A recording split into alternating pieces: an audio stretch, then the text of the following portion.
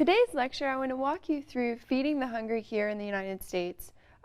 First, I'm going to walk you through some of the government safety net programs. We're going to look at a case study, and then we're also going to look at some educational programs here in the state of Alabama and how Auburn University's extension officers are working within our own communities here in the state to help people not only feed themselves and figure out how to get access to food, but also achieve that nutritional balance that we've talked about.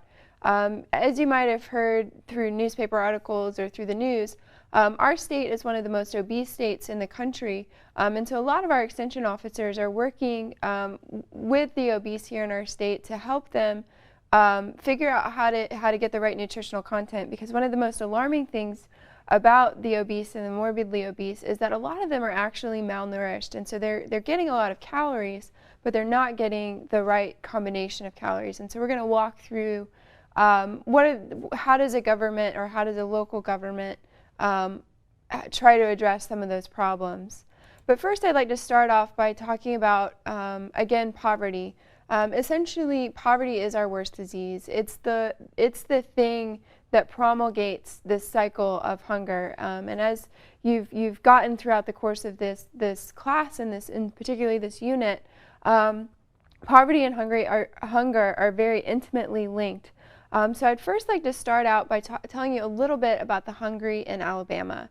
You see some statistics here on your screen.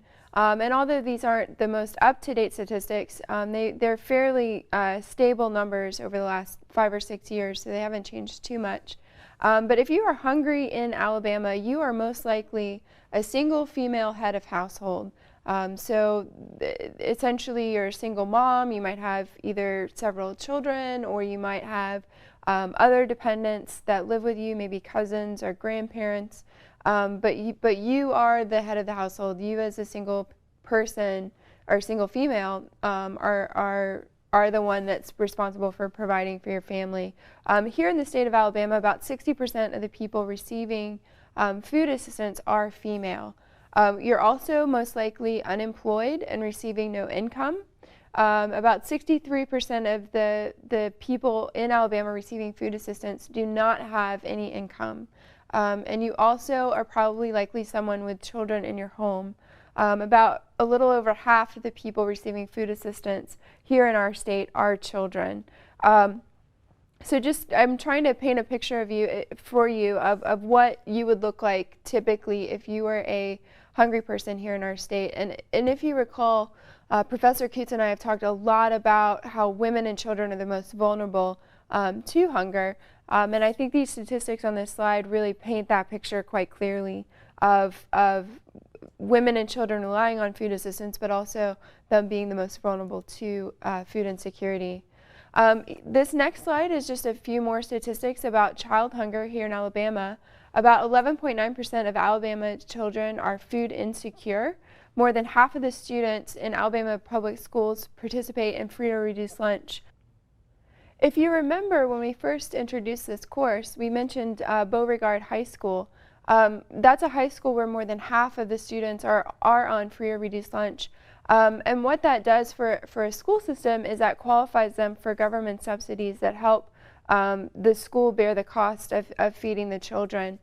We have, just even here in our area, several high schools and several middle schools where the children, it's 100% of the children that go to those schools are on free or reduced lunch. So the statistics are quite alarming when you look at poverty and hunger here in our state. I want to take you into just a quick snapshot of the SNAP program. If you remember, that's the Supplemental Nutrition and Assistance Program.